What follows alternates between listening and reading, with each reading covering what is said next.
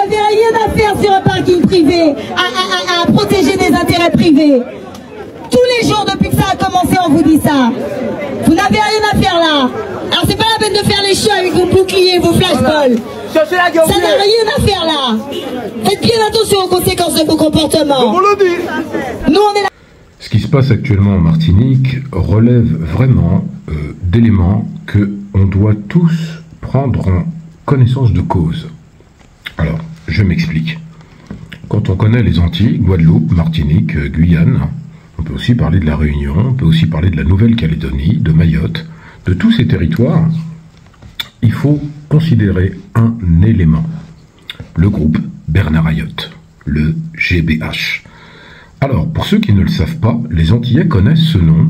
C'est un peu comme un croque-mitaine, c'est comme dire Dracula, ou Frankenstein, ou une légende, ou un monstre. Bernard Ayotte n'est pas arrivé en Martinique, parce qu'il est localisé en Martinique, il n'est pas arrivé en Martinique au 19e siècle, il n'est pas arrivé avec les coulisses, ou la vague d'après, ou avec Damoiseau, qui est venu juste un peu avant, enfin au 19e. Non, non, lui, c'est vraiment, j'insiste, Ayotte, c'est le typique béquet descendant d'esclavagistes, puisque ses ancêtres sont arrivés pour dompter des esclaves, les faire travailler jusqu'à la mort dans les habitations sucrières, etc. Alors c'est qui, ce Ayotte? Vous allez pouvoir, en allant sur Google, avoir plein d'informations, mais le groupe Bernard Ayotte, il pose problème. Il est aux Antilles, écoutez bien, pas qu'en Martinique, en Guadeloupe, en Martinique, en Guyane, même à La Réunion, alors que c'est de l'autre côté. Le groupe Bernard Ayotte, en fait, est l'unique, je dis bien l'unique groupe économique qui, aux Antilles, fait régner la loi financière, puisqu'il est dans l'agroalimentaire, dans la grande distribution, avec Leader Price, etc., même dans Bricomarché, même dans les garages, chez lui aussi, dans l'automobile, Renault, Toyota, Mercedes, et même dans la vente de services, et même dans la banane. Oui, il est partout. Alors pourquoi ça pose problème? C'est qu'en fait, l'accumulation de toutes ces entités fait qu'il a comme concurrence lui-même. Il fait ce qu'on appelle des ententes sur les prix à lui-même, et même quand il y a des petits concurrents, il impose des prix, et il n'y a personne pour lui mettre la pression. Il est soutenu par l'État français. Les Martiniquais, les Guadeloupéens, les Antillais en général, la Guyane, la Réunion, la Nouvelle-Calédonie, j'essaie de tous les citer, sont considérés totalement comme des sous-citoyens. Ces territoires, bien qu'éloignés de la France, de plus de 7000 km, ce serait quelque part une justification pour dire « bah oui, mais c'est loin, on est obligé, les coûts, transport maritime, de transporter les denrées, etc. » Non mais attendez, c'est loin, mais dans ce cas-là, déjà, fallait pas coloniser ces territoires-là, fallait pas y déporter des milliers, des millions même d'esclaves. Donc l'argument de c'est loin ne tient pas la route. C'est qu'à partir du moment où vous avez un conglomérat comme le groupe Bernard Ayotte, qui contrôle absolument toute l'économie des Antilles, sans concurrence, cela crée ce qui se passe aujourd'hui, la vie chère. Vous l'avez entendu en regardant les infos, en regardant des vidéos, la vie chère. Et là, je ne m'adresse pas aux Antillais, ils connaissent ce sujet. Quand vous allez aux Antilles, parce que j'ai quand même fait une autre vidéo sur la Martinique, où on voyait des policiers devant un carrefour. Je profite d'ailleurs pour rappeler à ceux qui m'ont marqué force aux forces de l'ordre, et aussi je veux pointer cette parlementaire martiniquaise qui a fait une lettre, j'ai failli la mettre là dans la vidéo, je ne l'ai pas mise, où elle dit rétablissement de l'ordre public, soutien aux forces de l'ordre, les blessés qu'il y a eu parmi la gendarmerie, etc. Alors moi j'ai envie de vous dire, on ne parle pas d'étrangers qui veulent envahir la France là, on parle de citoyens français. Ce n'est pas parce que le territoire de la Martinique n'est pas en face de la France comme la Corse par exemple, ou à l'intérieur du territoire, que ce ne sont pas des Français. Ou alors vous leur donnez leur indépendance, ils s'émancipent, et puis on n'en parle plus. Néanmoins, là où c'est problématique, c'est que les gendarmes et la police ont pour mission principale la sécurité des personnes et des biens.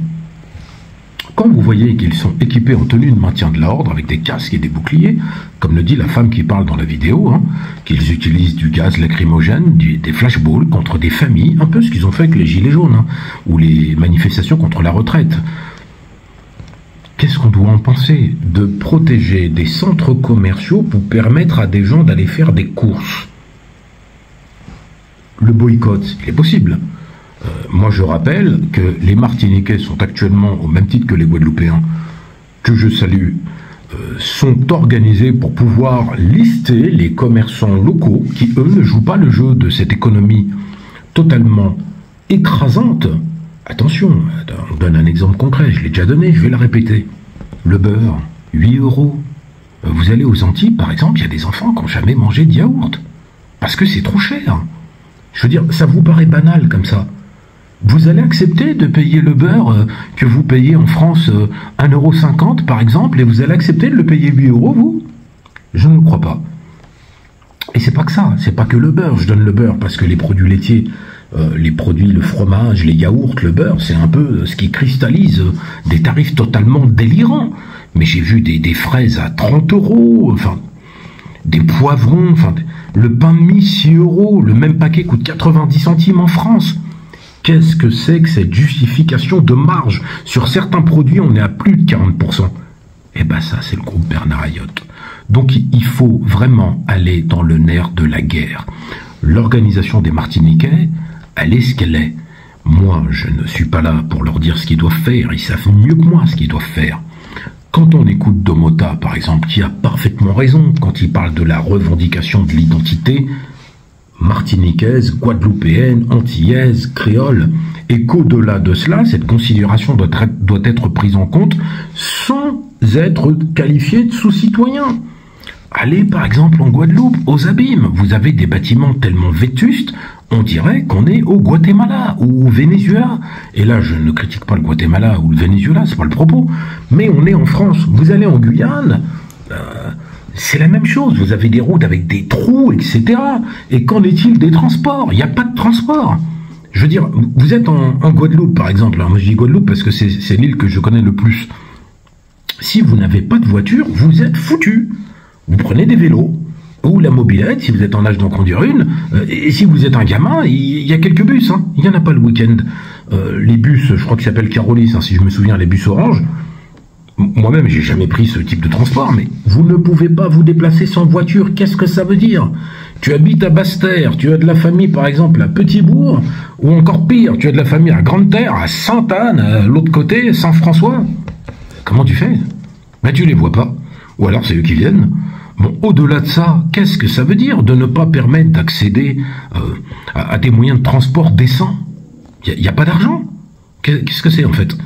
On met de l'argent en Ukraine pour un autre pays, on verse des milliards, on donne des canons qui coûtent 200 millions d'euros, même si la France est les seuls à les produire, on donne des Mirage 2000, enfin, des milliards d'euros sont donnés à l'Ukraine. Qu'est-ce que ça veut dire?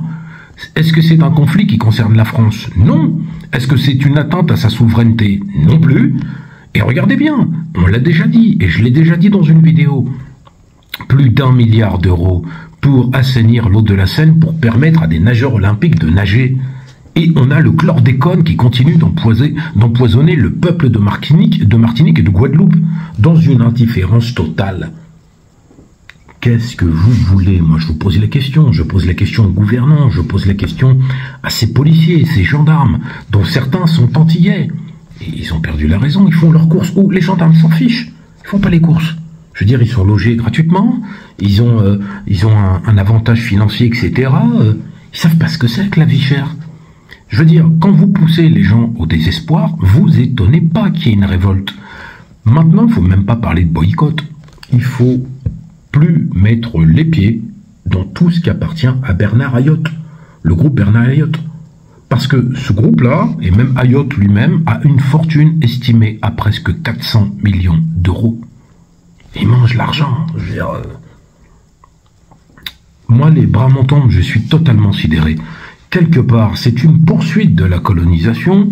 L'esclavage a été aboli en 1848 sous la pression des nègres marrons. bah, il faudrait que les nègres marrons reviennent, en fait, pour remettre un coup de pression à l'ensemble de la France, pour lui rappeler que c'est Martiniquais, c'est Guadeloupéens, c'est Guyanais, c'est Réunionnais, c'est Maoris, c'est pas des sous-citoyens. Ces territoires ont besoin de considération, et la considération, ça passe pas par la mendicité. Quand on entend le gendarme qui dit vous, c'est grâce à nous que vous avez le RSA et la CAF. Mais moi, je vais vous le dire, même ceux qui ont la CAF et le RSA, c'est un droit. Et c'est même pas assez face à l'injustice qui a été commise en 1848, face aux milliers de victimes de 1802 en Guadeloupe, aux victimes en Martinique, aux victimes de l'esclavage. C'est une faible compensation. C'est un droit. Vous voyez, c'est un droit. Les aides sociales sont financées par l'État au profit de ses citoyens. C'est un droit, c'est pas un cadeau. Donc, en tout état de cause, je veux dire ici, et j'invite tout le monde à être solidaire, que vous soyez antillais, pas antillais, français, d'une autre origine, africain encore plus. Manifestez votre solidarité. Regardez ce qui s'est passé au Congo. Il y a eu le hashtag Free Congo pendant une période. Il a disparu, on ne voit plus rien. Est-ce que ça s'est arrêté? Non. La guerre dans le Kivu, les millions de victimes, on n'en parle jamais. Le Congo subit un génocide. La République démocratique du Congo, depuis des années, personne n'en parle. Maintenant, aux Antilles, c'est un autre sujet, c'est pas un génocide, il n'y a pas de millions de morts, mais c'est une mort lente.